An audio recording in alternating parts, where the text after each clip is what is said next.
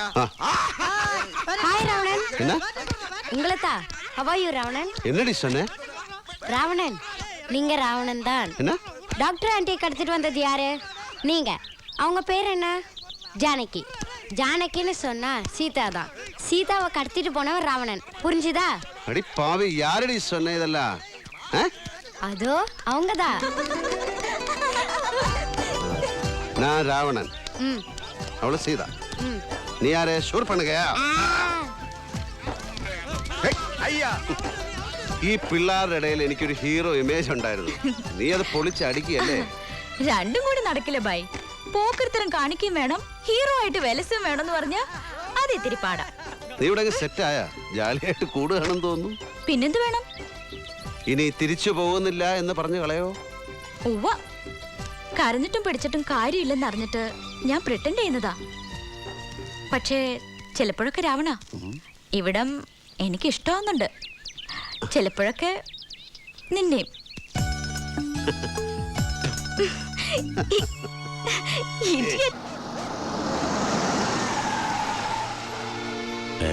Car ശേഖരന്റെ വീട്ടിലാണല്ലോ. എന്തേ സൂറ? ജാനകിയുടെ അമ്മ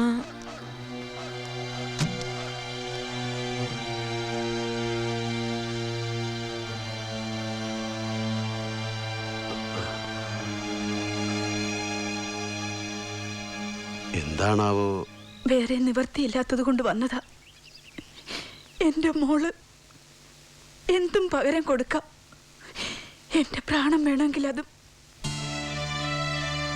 കാർത്തികേയനോട് പറയണം.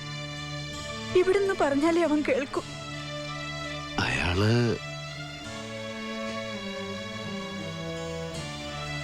എല്ലാവരും പറയുന്നു കാർത്തികേയൻ അറിയാതെ ഒന്നും സംഭവിക്കില്ലെന്ന്. കല്യാണം ഉറപ്പിച്ച കുട്ടിയാ. അതിനി 10 ദിവസം തികച്ചില്ല. അനുമതി ഉണ്ടായിരുന്നെങ്കിൽ എനിക്ക് ധൈര്യമായിട്ട് വന്ന് എന്റെ സങ്കടം പറയായിരുന്നു. ഞാനും മോളും പാവങ്ങളാ. മറ്റുള്ളവർ ചെയ്യുന്ന ദുഷ്ടതയ്ക്ക് ഞങ്ങളെ ശിക്ഷിക്കരുതെന്ന് പറയണം കാർത്തികേയനോട്. കാല് പിടിക്കുക ഞാൻ. പൊയ്ക്കോളൂ. കാർത്തികേയനാണ് അതിന് ഉത്തരവാദിയെങ്കിൽ ഞാൻ നോക്കിക്കൊള്ളാം. നിങ്ങൾ പോയിക്കോളി.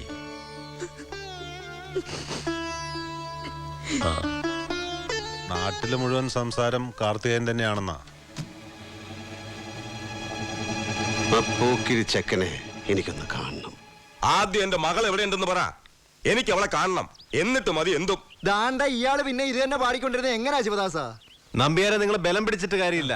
മോളെ കെട്ടാൻ പോകുന്ന IPS കാരനും കീഴാഫീസർമാരും ഇതിപ്പോ നാളെ കുറച്ചായാലും അന്വേഷണം തുടങ്ങിയിട്ട് എന്തായി? കിട്ടില്ല, പൊടി പോലും കിട്ടില്ല. മറ്റൊന്നും കാട്ടി മുണ്ടക്കൽ ശേഖരനെ പേടിപ്പിക്കാൻ കഴിയില്ല എന്ന് അവൻ അറിയാം. അതെ, അത് അറിഞ്ഞുകൊണ്ട് തന്നെയാ ഇങ്ങനെ ഒരു പണി തന്നത്. മംഗലശ്ശേരി പറമ്പ് തിരിച്ചു തരാമെന്ന് പറഞ്ഞല്ലോ, ഇനി എന്തിനാ? വാക്ക് പോരാ, അത് കാർത്തികേയന്റെ പേർക്ക് എഴുതിയന്റെ പേപ്പർ കാണിക്കണം. വെറുതെ ഓസിനല്ല, ലേലത്തിൽ നമ്പ്യാർ എത്ര രൂപയ്ക്ക് പിടിച്ചോ അതങ്ങ് മേടിക്കാം. ലാഭം വേണമെങ്കിൽ അതും തരും. എന്റെ പട്ടി വരും ലാഭം വാങ്ങാൻ. അല്ല, അത് സൗകര്യം പോലെ ആരെ വേണേലും പറഞ്ഞേക്ക്. പട്ടി ഫ്രീ അല്ലെങ്കിൽ അനുദ്രവം ചെറുക്കനായാലും മതി. ഇല്ലാത്ത സമയം ഉണ്ടാക്കി ഞാൻ ഇവിടെ വന്നിരിക്കുന്നത് ഇതിന്റെ തീർച്ച അറിയാനാ. കുട്ടിയുടെ തള്ള എന്ന് പരാതി ബോധിപ്പിച്ചത് കേട്ടില്ലേ കേന്ദ്രത്തിന്റെ മുന്നിൽ? അതിന്റെയാ പെട്ടെന്ന് ഈ കോംപ്രമൈസ് മീറ്റിംഗ്. ഈ ചാൻസ് കളയണ്ട. ഇതുവരെ പിടിച്ചു നിന്ന പോലല്ല. കല്യാണ തീയതി അടുത്തു. നാറും നാട്ടുകാരുടെയും വീട്ടുകാരുടെ മുന്നില് നാറി നാണം കെടും. നമ്പ്യാരെ ഒരു തീരുമാനം പറഞ്ഞിട്ട് പോ. രാജേന്ദ്രനോ ശ്രീനിവാസനോ അവരൊന്നും അറിയരുത് ഞാൻ തോറ്റു തന്നു. ചെന്നുപോയി പറ ആ നായിന്റെ മോനോട് ശേഖരൻ സമ്മതം പറഞ്ഞു. മുദ്രപത്രം എഴുതി അവന്റെ മുന്നിലേക്ക് എറിഞ്ഞു കൊടുക്കാം. ഇതിന്റെ മോൾക്ക് വേണ്ടി അങ്ങനെ സമാധാനിച്ചോളാം ഞാൻ.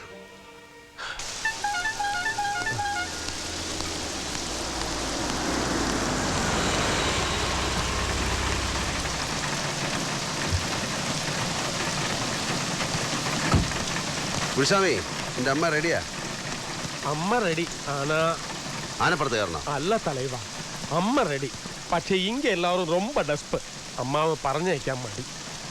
ഞാനും വലിയ സങ്കടത്തിലാടോ. പറഞ്ഞയക്കാൻ എനിക്കും മടിയാ. തലൈവാ, அந்த அம்மாவை நீங்களே கல்யாணம் செய்ய தலைவா. அதுதான் ഇവിടെ எல்லாருடைய ஆഗ്രഹம்.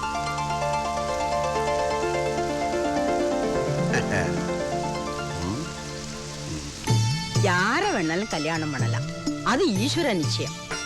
പക്ഷേ யாரா இருந்தாலும் ഒരുമിച്ച് ഇവിടെ വരണം ഒരു നാൾ. അവൾ വരുവാളാ എന്നോടഞ്ചു പോന നെഞ്ച ഒട്ട വയ്ക്ക അവൾ വരുവാളാ. ജാനകി റെഡി?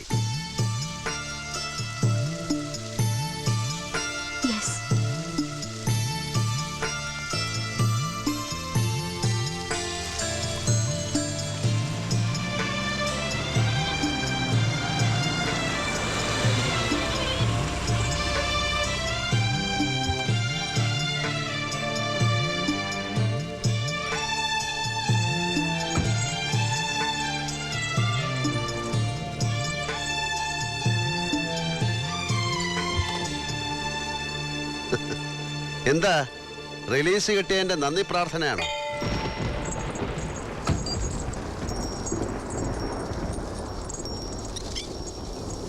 ഇത് കുമുദത്തിന് വേണ്ടിയാ. ഇവിടെ വന്ന് പ്രാർത്ഥിച്ചാ നമുക്ക് വേണ്ടപ്പെട്ടവരുടെ വിവാഹം എളുപ്പം നടക്കുമെന്നാണ് ഒരു മിത്ത്. അവൾക്ക് പാവം നല്ല വിഷമമുണ്ട്. പ്രായം കൂടുതലേ. തടിയും കുറച്ച് ഓവറാ. പേരറിയാത്ത ദേവി അതങ്ങ് നടത്തിക്കൊടു. ആ പാവം ഗൗണ്ടറുടെ ഒരേ ഒരു പ്രശ്നമാണ് നീണ്ടു പോകുന്ന സഹോദരിയുടെ വിവാഹം. ഞാനും കൂടി പ്രാർത്ഥിച്ചിട്ടുണ്ട്. ഫലം ഉണ്ടായെന്നറിഞ്ഞാൽ ഞാൻ തന്നെ അറിയിക്കാം. ഇല്ല, വളരെ ലേറ്റായി ചെന്ന ഒരു നിവേദനമുണ്ട് ഈ ദേവിയുടെ മുന്നിൽ. വളരെ വളരെ ലേറ്റ്. പാവം ദേവി കൈമലർത്തി കാണിച്ചു കാണും. ആരോട്? കുമുദത്തിനോട്. അവൾ എന്ത് പ്രാർത്ഥിച്ചു? ഒരു വിവാഹം നടക്കാൻ. വധു ഈ ജാനകി, വരൻ ഈ രാവണൻ.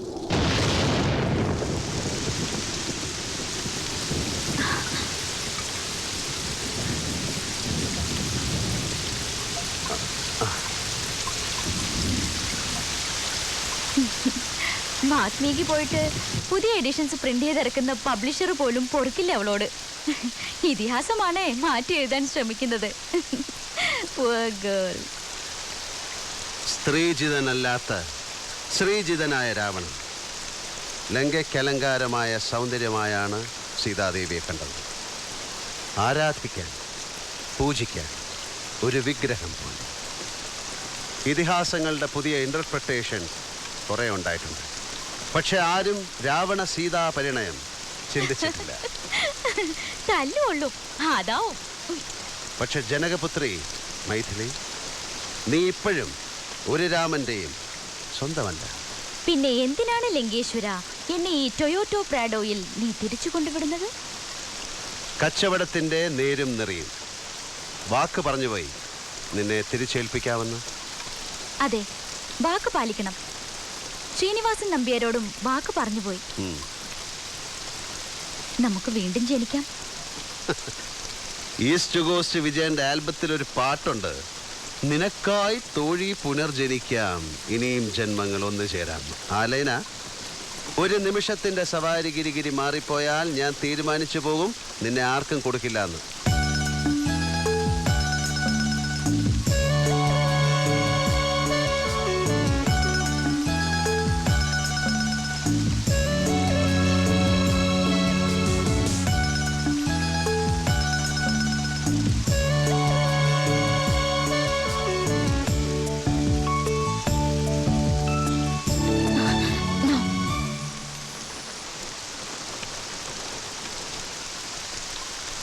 എടാ IPS കാരൻ മോഡേൺ രാമ, മോനെ നിനക്ക് ഈ ലോകത്ത് വേറെ എത്ര പെമ്പിളാരെ കിട്ടൂടാ കോപ്പേ?